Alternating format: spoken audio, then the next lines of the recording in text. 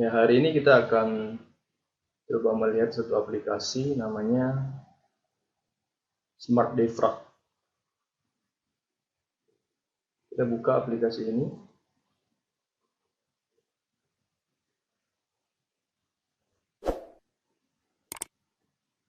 Ya, Smart Defrag ini merupakan sebuah aplikasi yang dikeluarkan oleh perusahaan Eurobit. Salah satunya itu untuk defrag. Jadi fungsi defrag di sini adalah untuk merapikan file-file kita yang telah berantakan setelah kita gunakan, ya. Jadi banyak cache yang tidak beraturan sehingga performa dari kerja komputer kita jadi lambat. Nah, ini adalah tampilan Smart Defrag 6.15 yang Pro. Caranya yaitu nanti kita lihat di sini ada tampilan local C kita, disk kita. Fungsinya untuk membersihkan, menyusun kembali file-file yang sudah berantakan. Yang kita mau defrag yaitu bagian C, ya. Jadi karena ini adalah keluar masuknya sistem, ya, file-file kita smart defrag langsung. Nah, tampilannya akan seperti ini nih. Jadi di sini ada beberapa warna yang ditunjukkan dan terlihat yang merahnya lebih dominan. Nah, di sini dominannya merah, yaitu filenya berantakan cukup banyak. Ini lagi diproses analisis sekitar 11% ya dari disk C kita. Nah, ini saat ini dia menghitung file defragnya seberapa banyak. Nanti otomatis dia akan melakukan defrag. Nah, jadi ini adalah aplikasi yang cukup baik, ya, untuk membantu performa komputer kita.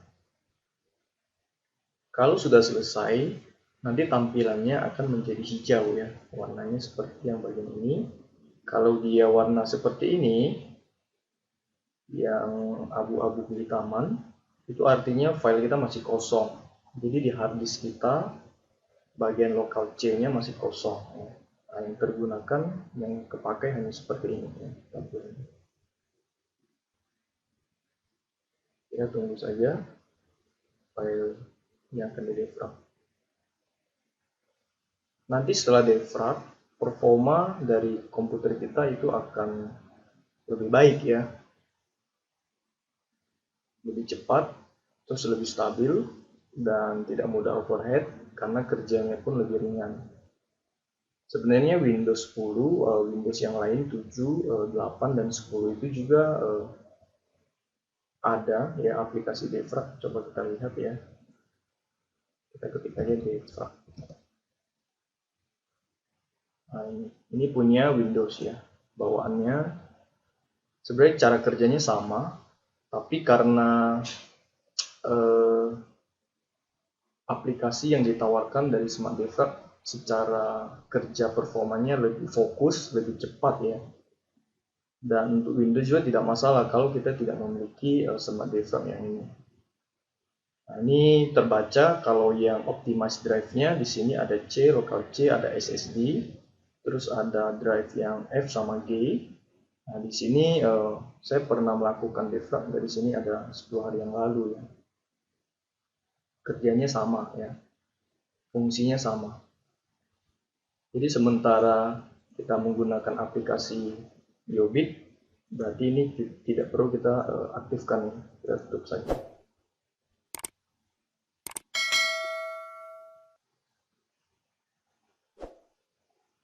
Jika kita sudah lama atau malahan tidak pernah melakukan defrag, berarti itu membutuhkan waktu yang cukup lama untuk merapikan file tersebut. Oleh karena itu sebenarnya kita harus rutin melakukan defrag, apalagi yang sering browsing, sering menggunakan komputernya atau laptopnya. File itu pasti perintahnya, cache-nya itu sangat banyak, ya. Jadi itu sangat berantakan sekali. Jadi kalau dianalogikan seperti kita menyusun buku-buku yang ada di perpustakaan misalnya, ya. Di rak buku kita, misalnya buku itu disusun dengan berantakan, pasti waktu kita ingin mencarinya sangat sulit. Sama, waktu kita memberikan perintah kepada komputer juga sangat sulit dicari. maka membutuhkan proses yang lebih lama, lebih panjang, dan menghabiskan waktu, tidak efektif sama sekali ya. Oleh karena itu, Smart Defrag ini berfungsi untuk membantu kita menyusun lebih rapi file-file sesuai posisinya, kira-kira seperti itu ya. Walaupun secara tersirat mungkin itu langsung gampang kita ambil. Padahal secara sistem filenya itu sangat sulit diambil ya.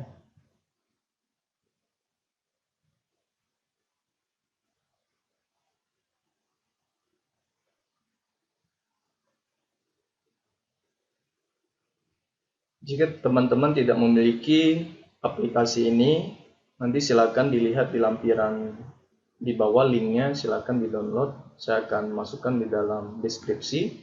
Silakan teman-teman jika ingin mencoba untuk meningkatkan performa kerja laptop atau komputer kita, bisa teman-teman download dan install dan coba di running sehingga performa komputer kita bisa lebih baik dan lebih cepat.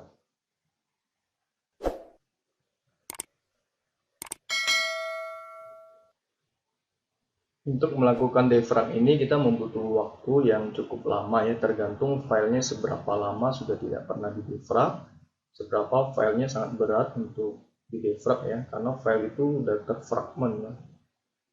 Jadi sangat membutuhkan waktu yang sangat lama. Jika teman-teman ingin sambil mendefrag, bisa juga bekerja dengan Minimas ini dan teman-teman bisa melakukan pekerjaan. Tapi sebenarnya tidak disarankan karena performa komputer kita akan terganggu dalam saat mendefrag ya. Jadi sebaiknya dibiarkan, ya terserah ya. Di pilihan sini ada shutdown after defrag. Kalau kita centang ini, berarti waktu setelah pekerjaan defrag ini selesai, maka otomatis komputer kita langsung shutdown ya. Jadi kalau kita centang ini ya. Tapi kalau kita tidak centang, berarti setelah defrag tampilannya ya seperti biasa, selesai dalam proses defragment, hanya ditutup saja aplikasinya. Kalau kita ingin melakukan pekerjaan yang lain, kita juga bisa menekan tombol di sini pause, atau kita mau cancel saja, stop saja ya. Jadi dia akan otomatis berhenti defragnya. Tapi jika ingin pause, kita juga bisa pause ya. Dan juga kita bisa resume kembali pekerjaan defrag kita.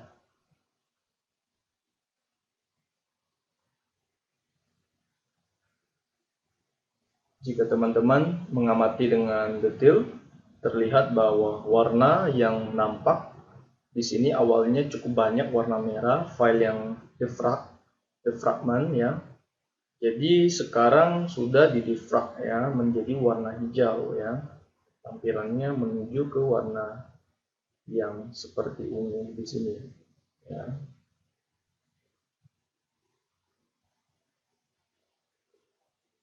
Ya, saat ini sudah tampilannya sudah selesai seperti ini ya.